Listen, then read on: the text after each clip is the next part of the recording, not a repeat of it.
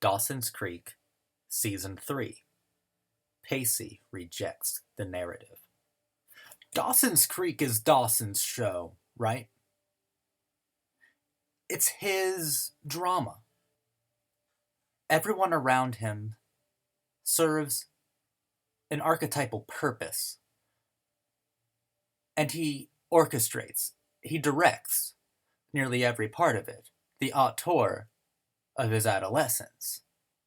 Dawson's Creek is Dawson's show. Or at least it had been for 2 seasons.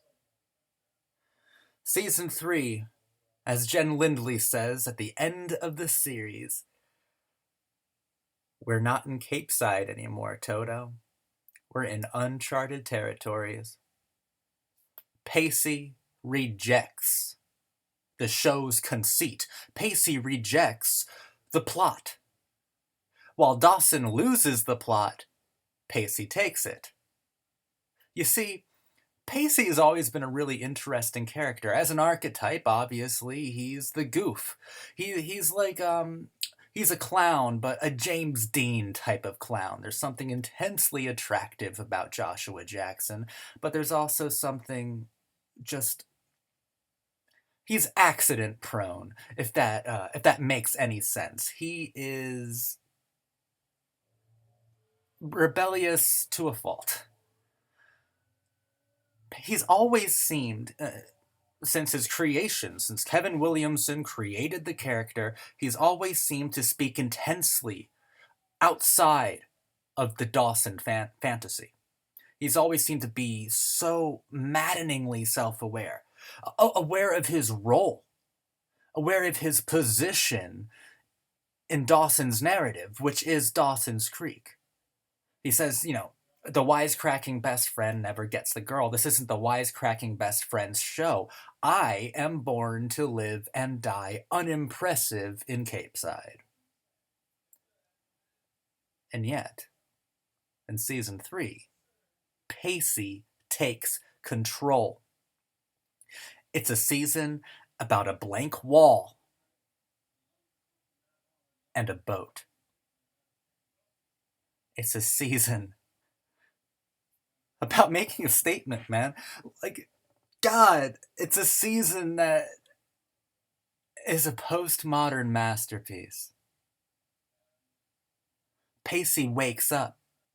Pacey falls in love with Joey, with the girl who was designated by her first fucking scene to be nothing more than the girl that defines Dawson's adolescence, than the girl that possibly defines Dawson's life. And that's exactly how Dawson wanted her, but he didn't need her right then, right? She didn't fit his interlude. She didn't fit his design. Not at that exact moment. Not right then and there.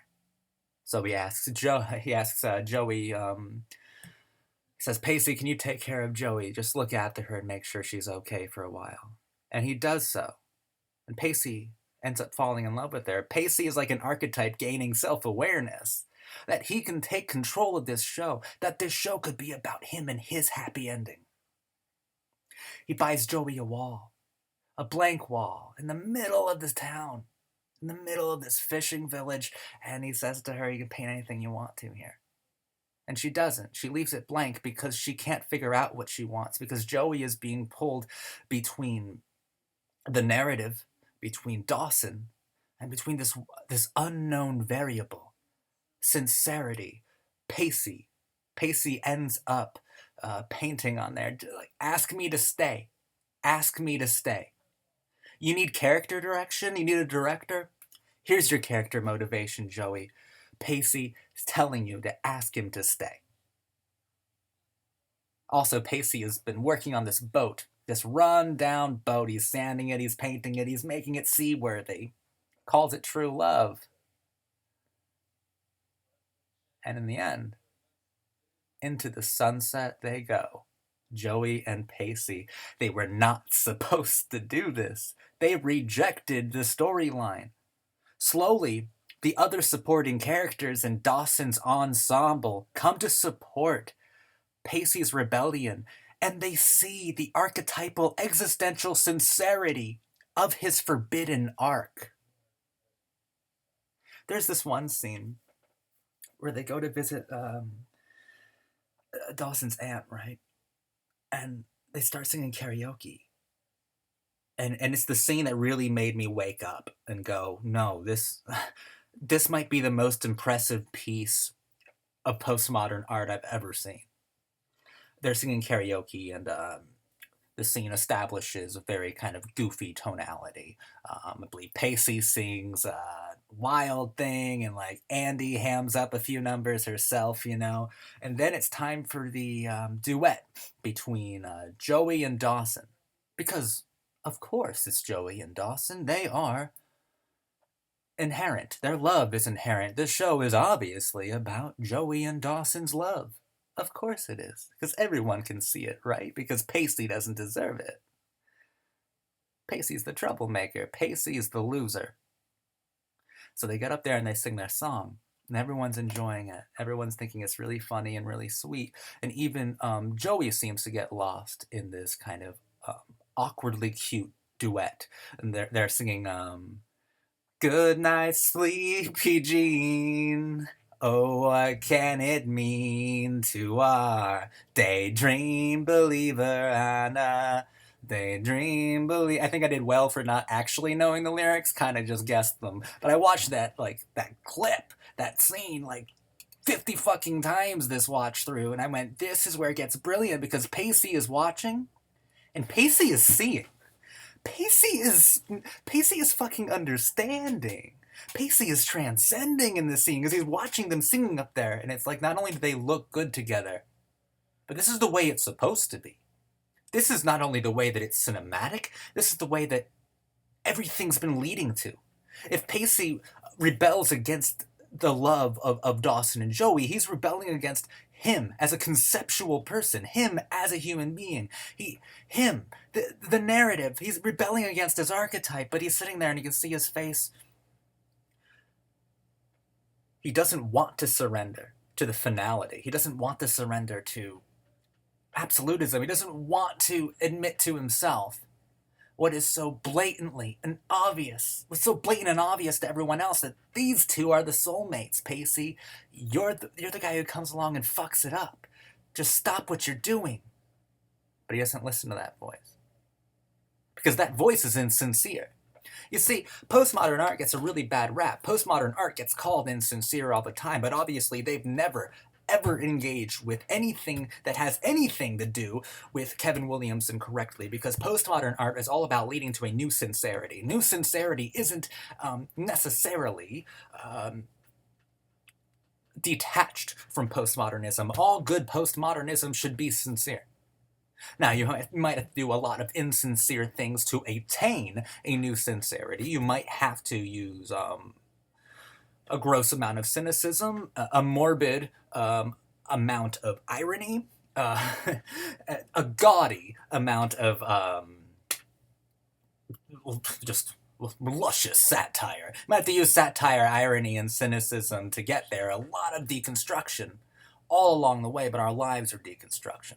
But you might have to do some insincere things to get to sincerity, but once you're at that point, once you've deconstructed everything down, once the archetypes start to rebel, once everything is going in the right direction, you choose sincerity. And that's what Pacey does. Pacey is the most sincere character in this season of Dawson's Creek. This season of Dawson's Creek is one of the best fucking things I've ever seen in my goddamn life. And it's brilliantly conceived postmodern art. It's also one of the greatest love stories ever. Ever. The love story between Pacey and Joey is beautiful, because you have to imagine they're all archetypes. It's not, you have to keep the postmodernism here, but this is where it turns truly sincere.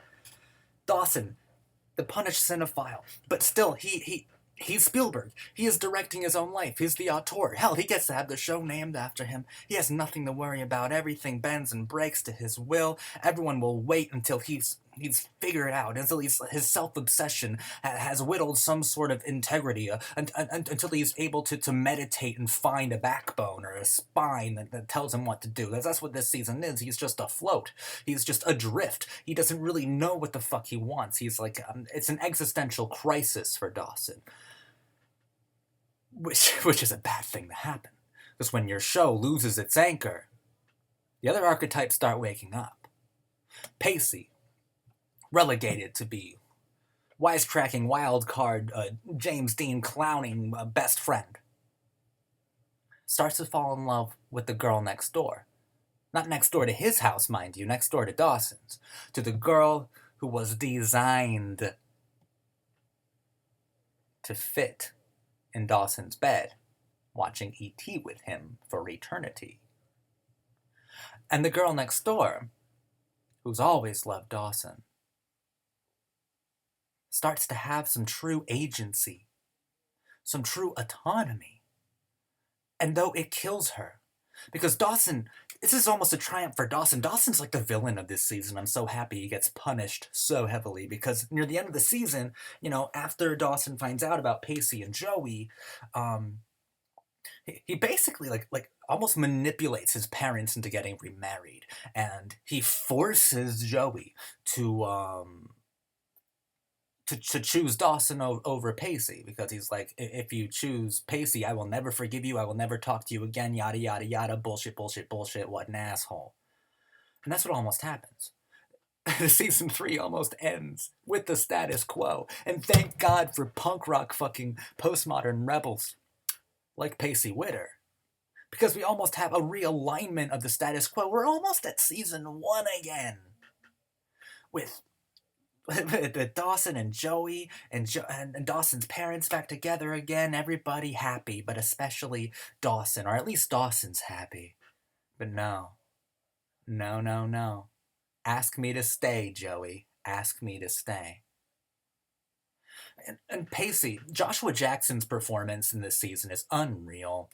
Unbelievably good. Like I said, he's always seems to be speaking so intensely. There are times where he's definitely speaking outside of the framework of fantasy, outside of the teen soap. He's speaking as an archetype, stepping outside of his boundaries, overreaching, and successfully so. He's transcending his symbolism, and that's fucking incredible.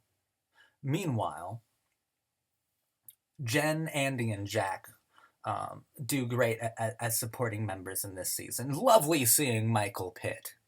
Henry was a really nice love interest for Jen, and Jen got to relax after being put through the Abby Morgan emotional, devastating, just ringer, the roller coaster of season 2. She got to relax this season and kind of understand what true naive love actually was, and it's represented perfectly well in Michael Pitt's Henry. That's lovely. Andy kind of carves out an actual character for herself. It's good seeing her come into her own. I've always thought she was an underrated character, and Meredith Monroe is always on point. She's a pro. She's always great on the show. And of course, Jack McPhee. This is a legendary season in the history of American television. This is arguably the first true on-screen gay kiss. I mean, arguably, this thing is debatable, but between two men, the male gay kiss between two consenting adults. See, there's a lot of caveats involved. This is the first one that wasn't played for laughs or played out of confusion. This was one that was played because there are feelings between two characters, two men. And it was wonderfully done, and it even ends on rejection as well. And you can possibly view that in a postmodern way, too. The WB wasn't ready to commit to an unambiguous and clear line of homosexuality. Maybe they weren't ready for it yet. But still, what Jack McPhee was able to accomplish here, that goes down in television history. And another amazing performance by Kerr Smith and David Dukes, who plays Jack McPhee's father. some really great scenes between the two of them, coming to understand each other. I'm glad we got this closure between the two of them. It's really good. But obviously, the most interesting part of this season is between Pacey and Joey, with Dawson there as a specter, because like they know they can't do anything. They know that this won't end happy.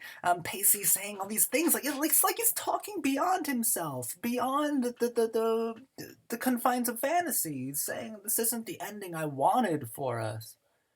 But it's the only ending we'd ever get, because we're living in Dawson's world, Dawson's Creek. This is Dawson's show. But what if it wasn't? What if we were allowed to love each other? What if? What if it was our turn? What if it was our time? What if? The theater of the whole world is wider than the creek. Sometimes I like to pretend that this is where the show ended. Dawson told Joey, "You're free. I was keeping you to myself. You're free. The archetype, the symbol, the trope is set free." I like to imagine Joey and Pacey. Pacey broke his chains, and Joey was set free. They were able to just discover a postmodern transcendence. You know? Season 3 of Dawson's Creek is postmodern art at its most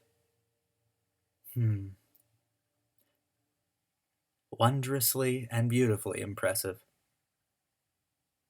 Thank you for tuning in. This is your cult boyfriend saying, wow. When Pacey said, "I remember everything." Who didn't just fall in love? For real. I remember everything. God. God.